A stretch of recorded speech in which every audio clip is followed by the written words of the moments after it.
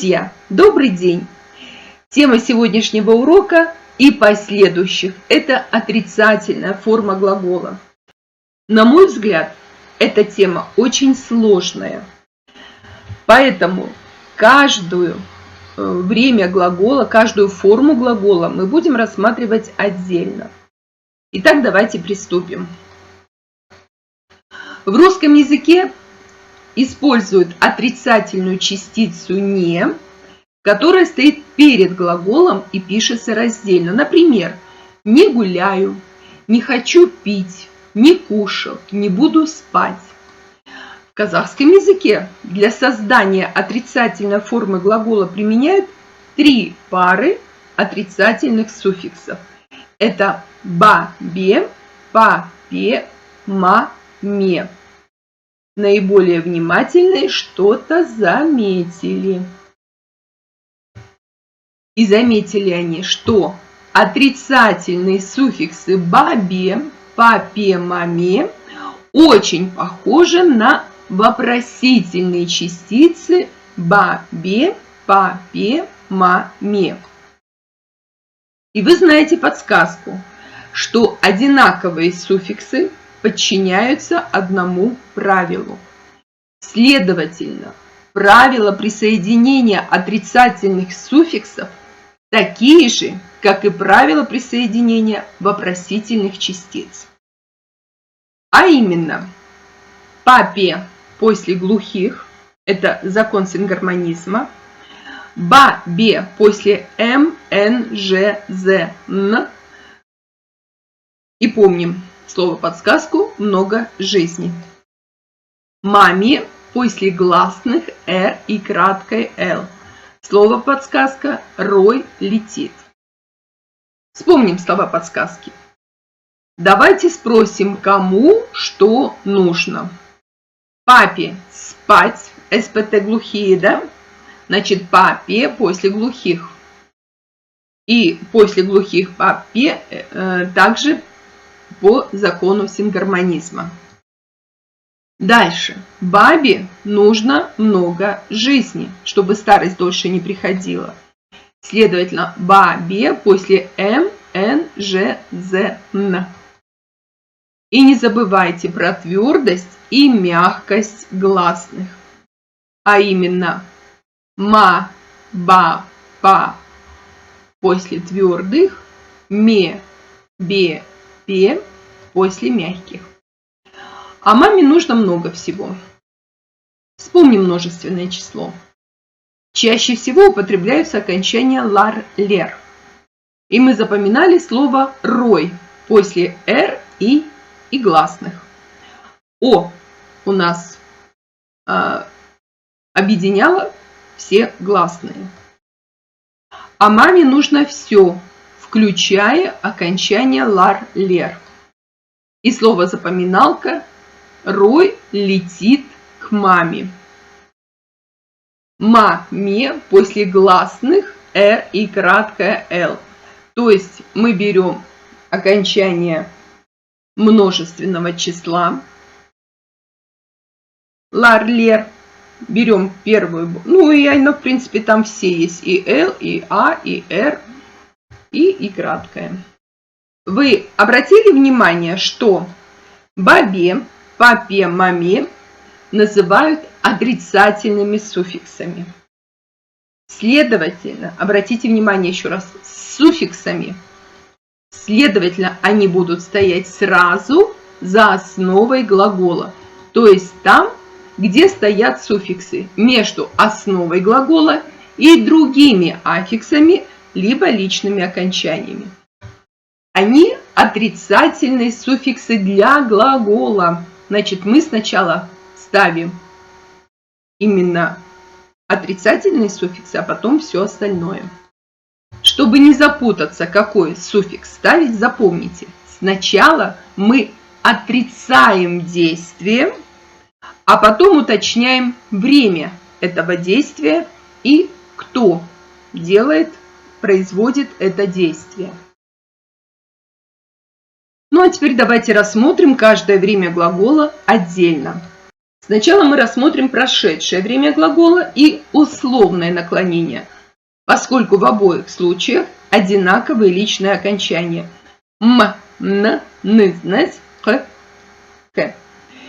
Первое, второе лицо, второе уважительная форма и первое множественное число.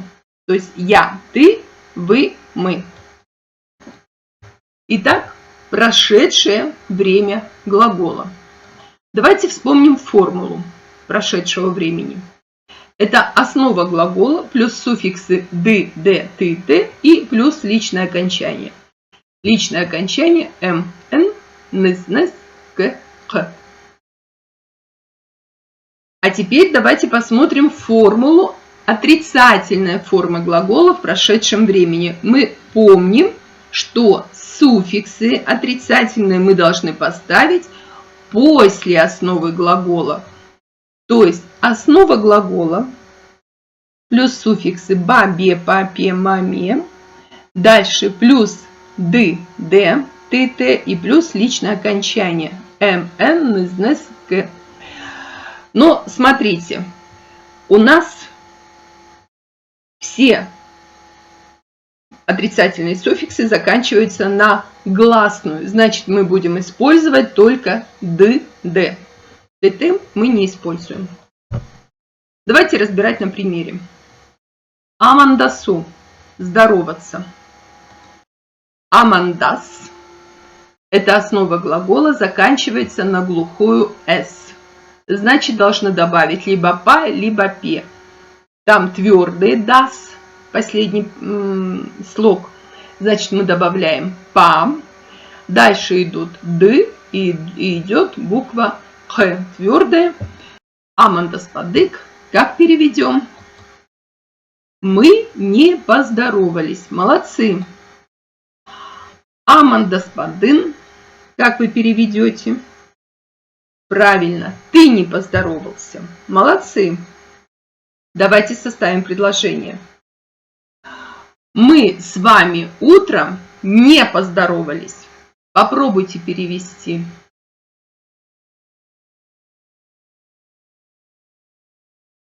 Бессезбен, тан ертен, амандаспадык.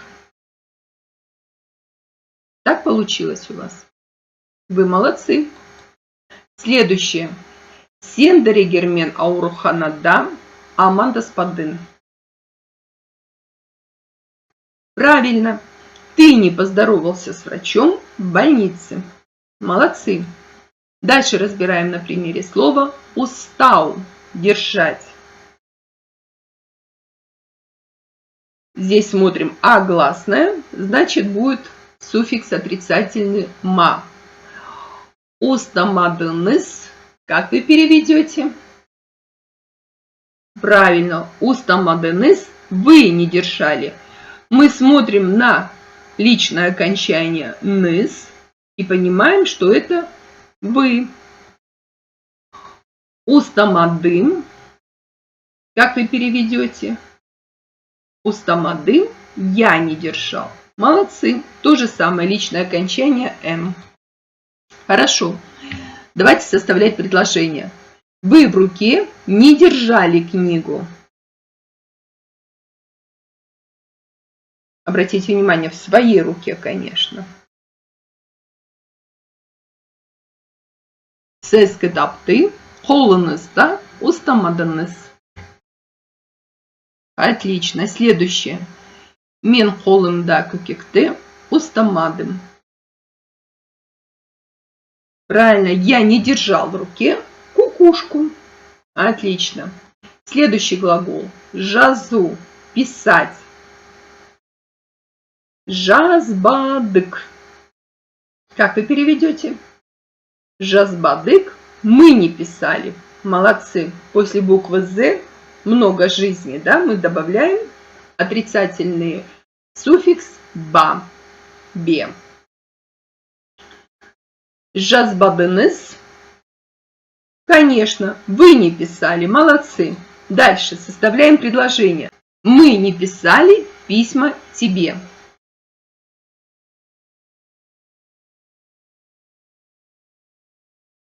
Бесхатарды саган жазбадык. Молодцы. А теперь с казахского языка переводим. Сіз мына кітапты жазбадыңыз. Правильно, вы не писали эту книгу. Молодцы. Вроде бы все понятно, правда? Поэтому на этом наш небольшой урок мы заканчиваем. Напоминаю, как приобрести самоучитель. Пишите мне на WhatsApp. Как участвовать в конкурсе. Посмотрите видео и тоже пишите мне на WhatsApp. Благодарю вас за просмотр. Жду от вас лайки, комментарии. На этом все. Пока.